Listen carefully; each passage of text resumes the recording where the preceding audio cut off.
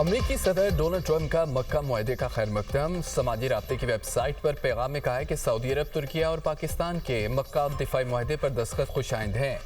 तीनों ममालिक ने हाल ही में मक्का मुश्तरका दिफाई मुआहदे पर दस्तखत किए हैं। मक्का दिफाई मुआहदा एक बड़ा जुर्रतमंदाना और अहम इक़दाम है। मशरिक़ वस्ता के ममालिक अब ज़्यादा मौसर अंदाज में अपना दिफा कर सकेंगे।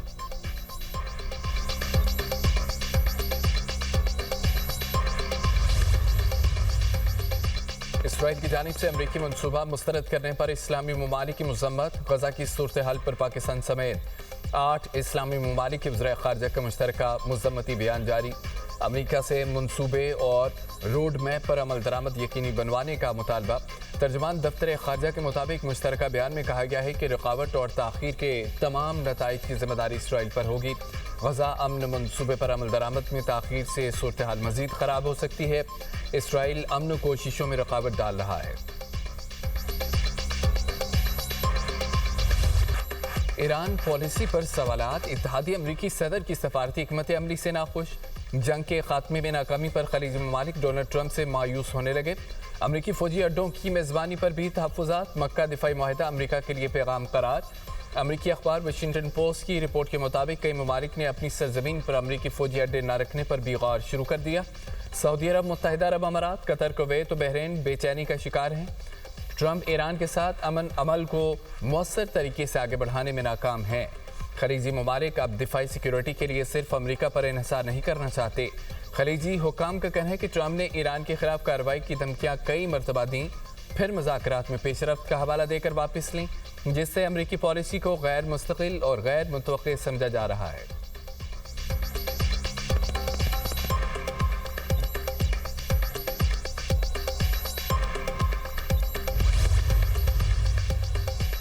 ईरान के आर्मी चीफ की अपना हुर्मुज़ को अमरीकी इलाका करार देने के ट्रंप के बयान पर सख्त तनबीह। मेजर जनरल अमीर हातमी कहते हैं कि ऐसी बातों पर मजाक करना भी बड़ी गलती है। ईरान के मुहाफिज आपकी टांगें तोड़ देंगे। अमरीकी अफवाज को अमली तौर पर यहाँ से निकाल दिया गया। अमरीकी फ़ौज को अब खलीज, बहिरा ओमान या अपना हुर्मुज़ में दाखिल होने की इजाज़त नहीं। खित्ते में अमरीकी फ़ौजी अड्डों को दोबारा साबका पोजीशन में वापस आने की इजाज़त नहीं दी जाएगी। ईरानी मुसल्लह अफवाज के जनरल स्टाफ अली अब्दुल्लाही का कहना है कि दुश्मन के हथियार डालने तक ईरान अपनी जायज़ हकूक़ की जद्दोजहद जारी रखेगा। अमरीका और इसराइल की मुकम्मल शिकस्त तक पीछे नहीं हटेंगे। अमरीका ने खित्ते पर गलबा हासिल करने के लिए जारहियत जारी रखी हुई है। मज़ामत की मेरास ईरान की नई नस्ल में मुंतकिल हो गई, जो दुनिया की ताकतवर फ़ौज के सामने डट कर खड़ी रही।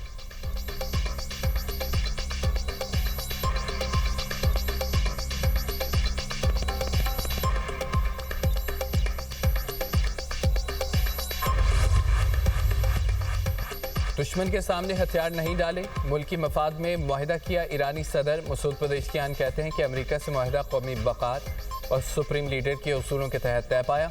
अवामी इत्तेहाद और मज़ाहमत के ज़रिए मौजूदा मुश्किलात पर काबू पाएंगे।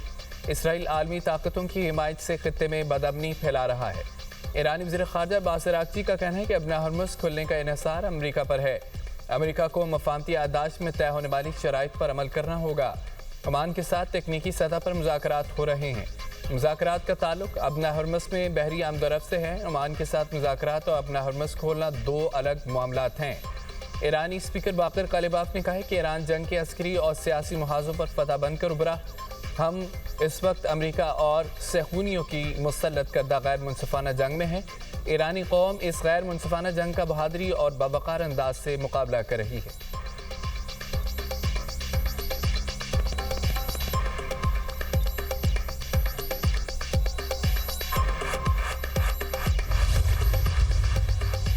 ईरान ने मुबैना तौर पर कतर में गिरफ्तार अपने 3 पायलट्स की तस्वीर जारी कर दी। ईरान ने गुज़िश्ता रोज़ पहली मरतबा अपने पायलट्स की गिरफ्तारी की तस्दीक की थी। ईरान का कहना है कि 2 मार्च को कतर में अमरीकी फ़ौजी अड्डे पर हमले के बाद लापता होने वाले ईरानी फ़िज़ाइया के 3 पायलट्स को कतरी अफवाज ने गिरफ्तार कर लिया था।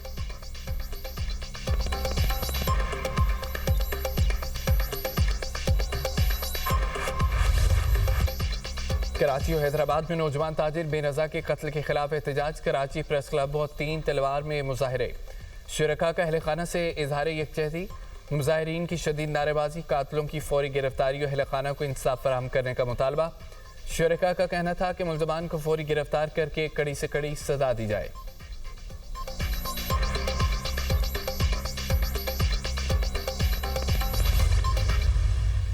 पंजाब में सिर्फ वैक्सीनेशन 80% तक पहुंचती है, बलूचिस्तान में it is less than 30%, Sindh में इट इज़ 49%। अगर कराची को निकाल दें तो वो शायद बहुत ही बुरे हालात 12% भी नहीं है, क्योंकि कराची में फिर भी एक वैक्सीनेशन है।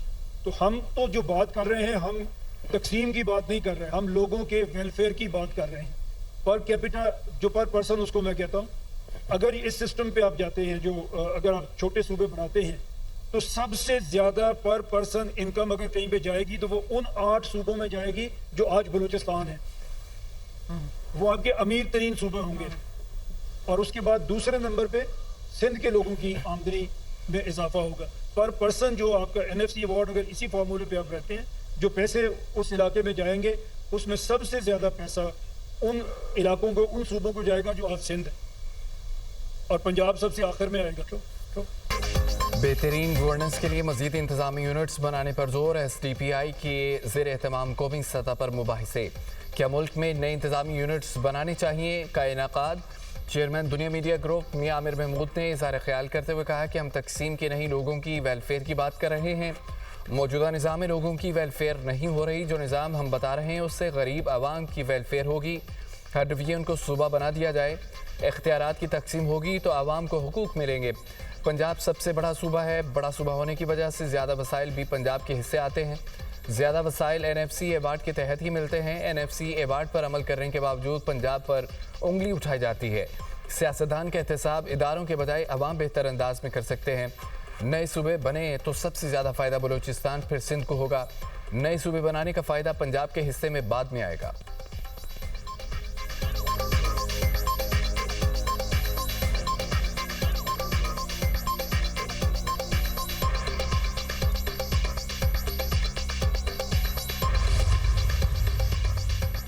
सिस्टम में इस्लाहत लाने की ज़रूरत है। इख्तियारात की तकसीम से आवाम को सहूलत मिलेगी।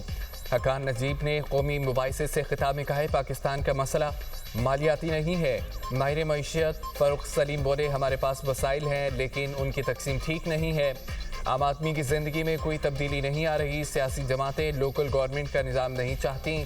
जमहूरी हुकूमतों ने बल्दियाती निज़ाम को कमज़ोर किया। मुस्लिम लीग नून के रहनुमा बैरिस्टर दानियल चौधरी ने कहा कि नए सूबे बनाने के लिए इत्तफाक राय बहुत ज़रूरी है। सूबे बनाने के लिए बहुत सी चीज़ों को मद्देनज़र रखना होगा। इंतज़ामी अखराजात, आबादी, पानी और दीगर रिसोर्स को भी देखना होगा। गरीब आवाम को मसाइल का हल चाहिए। राना इस्तान अफजल बोले, तरक्की याफ्ता ममालिक में इंतज़ामी ढांचा बहुत मजबूत है। मुआशी पॉलिसी बनानी है लेकिन हमारे पास डाटा ही नहीं। मुआशी पॉलिसी के लिए डाटे का होना बहुत ज़रूरी है। आसिया इसाक कहती हैं कि मौजूदा निज़ाम के तहत पाकिस्तान को मज़ीद नहीं चलाया जा सकता। नए सूबों के साथ बल्दियाती निज़ाम भी मजबूत करना होगा। 3 करोड़ 70 लाख आबादी थी तो सूबे 4 थे, आबादी 25 करोड़ हो गई। आज भी 4 सूबे हैं। दीगर मुमताज़ मुकर्रीन और माहिरीन ने भी खिताब किया। मुल्क की तरक्की के लिए मजबूत बल्दियाती निज़ाम और इख्तियारात की निचली सतह तक तकसीम नागुज़ीर करार दी।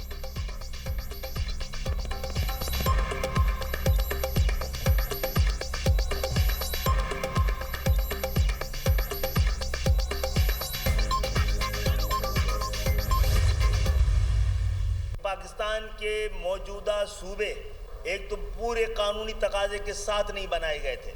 ज़्यादा सूबों की भी ज़रूरत इसलिए थी कि सूबे भी डिस्ट्रिक्ट और डिवीज़न के तरह एक एडमिनिस्ट्रेटिव यूनिट है। मुल्क भर में डिस्ट्रिक्ट और डिवीजन्स बड़ी तादाद में, शायद आबादी की रफ्तार से भी ज़्यादा, वो तो बना दिए गए लेकिन सूबे नहीं बनाए गए। जहाँ जहाँ से भी सूबे का मुतालबा और आवाज़ बुलंद हो रही है, उस आवाज़ के साथ हम ये पैगाम देना चाहते हैं कि आइए अपने अपने सियासी मफादात से बाहर निकलकर इस मुतालबे पे एक दूसरे के साथ डायलॉग शुरू करते हैं।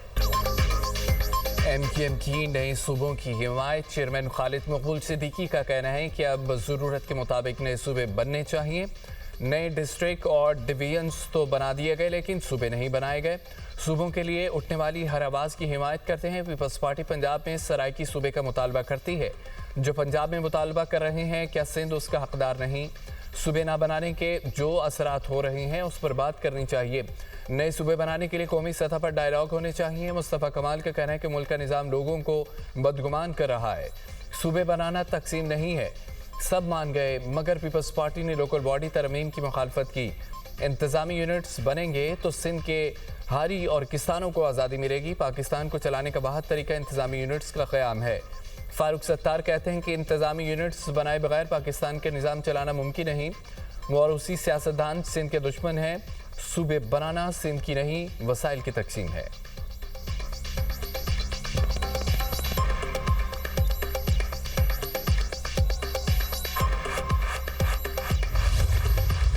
बलोचिस्तान की जिला खरान में सिक्योरिटी फोर्सेस का कामयाब ऑपरेशन, 7 दहशतगर्द जरमासिल, मुतअद्दिद जख्मी। सिक्योरिटी जराये के मुताबिक रद्दुल फितना 3 के तहत सिक्योरिटी फोर्सेस ने कारान के इलाके लज्जे में दहशतगर्दों की मौजूदगी की इत्तला पर इंटेलिजेंस बेस ऑपरेशन किया। दहशतगर्दों के ठिकानों से जदीद असला, भारी मिकदार में गोला बारूद और दीगर सामान बरामद हुआ। सिक्योरिटी फोर्सेस ने ऑपरेशन के दौरान फितना अल-खवारिज के दहशतगर्दों के ठिकानों को भी मुकम्मल तौर पर तबाह कर दिया। दहशतगर्द कारान और लेजे में लूटमार, बत्ताखोरी, अगवा, बराए ताबान, टारगेट किलिंग और खुदकश हमले की मनसूबाबंदी में मुलविस थे। सदर वज़ीर आज़म का कामयाब ऑपरेशन पर फोर्सेस को खिराज तहसीन। सदर जरदारी ने कहा है कि बैरूनी सरपरस्ती में सरगर्म दहशतगर्द अनासर के खिलाफ कार्रवाइयाँ कौमी सलामती के तहफ़्फ़ुज़ के लिए नागज़ीर हैं। वज़ीर आज़म का कहना है कि पूरी कौम दहशतगर्दी के खिलाफ जंग में सिक्योरिटी फोर्सेस के साथ खड़ी है। वज़ीर दाखिला मोहसिन नकवी की कामयाब इंटेलिजेंस स्पेस ऑपरेशन पर सिक्योरिटी फोर्सेस की सताइश।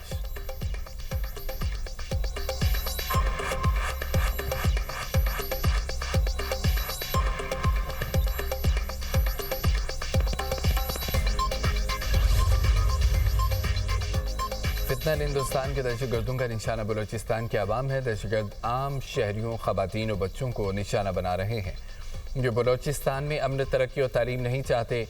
नोस्की में BLA के दहशतगर्दों ने माँ बेटी को कत्ल किया। घरों में घुसकर खवातीन को कत्ल करने वाले खुद को बलोच न कहें। गुयूर बलोचों का दहशतगर्दों से कोई ताल्लुक नहीं।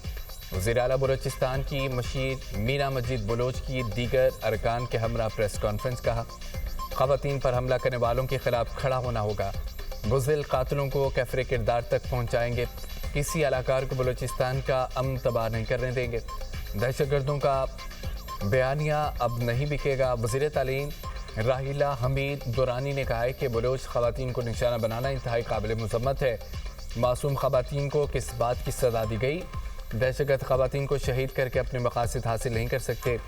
डिप्टी स्पीकर बलोचिस्तान असम्बली गजाला गोला ने कहा है कि बलोच रवायात में औरत की बहुत इज्जत है। जिन दहशतगर्दों ने खवातीन को कत्ल किया उन्हें सज़ा मिलेगी।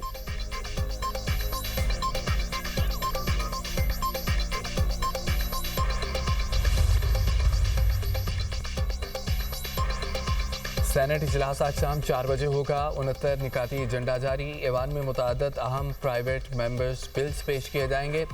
Special technology zones authority act में तरमीम का बिल ज़ेर गौर आएगा। आइन के आर्टिकल 140A में तरमीम का बिल सेनेट में पेश होगा। इंसदादे ज़्यादती तफ्तीश और ट्रायल तरमीम बिल की मंजूरी एजेंडे में शामिल है। बेनज़ीर इनकम सपोर्ट प्रोग्राम पर मुबैना बेज़ाब्तगियों पर सेनेट में बहस होगी। PS-30 खैरपुर ज़िमनी इंतखाब, नताइज का बाज़ाब्ता ऐलान कर दिया गया। तर्जमान इलेक्शन कमिश्नर सिंध का कहना है कि रिटर्निंग ऑफिसर ने फॉर्म 47 जारी कर दिया। पाकिस्तान पीपल्स पार्टी के उम्मीदवार असफंदियार खरल कामयाब। असफंदियार खरल ने 48,986 वोट हासिल किए। हल्का PS-30 खैरपुर में डाले गए वोटों की शरह 20.53% रही। हज 2027 के लिए दरख्वास्तों की वसूली की तारीख तब्दील। हज दरख्वास्तें 17 की बजाय 18 अगस्त से वसूल की जाएंगी। ज़राए वज़ारती मज़हबी उमूर के मुताबिक दरख्वास्तें पहले आएँ पहले पाएँ की बुनियाद पर वसूल की जाएंगी। कोटा मुकम्मल होते ही दरख्वास्तों की वसूली रोक दी जाएगी। सरकारी हज स्कीम के लिए 60% यानी 1,07,526 का कोटा है।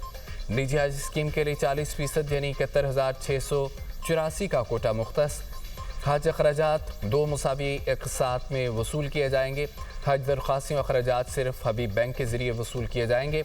बैरून मुल्क मुक़ीम पाकिस्तानी डिजिटल निज़ाम के ज़रिए हज दरख्वास्तें जमा करा सकेंगे।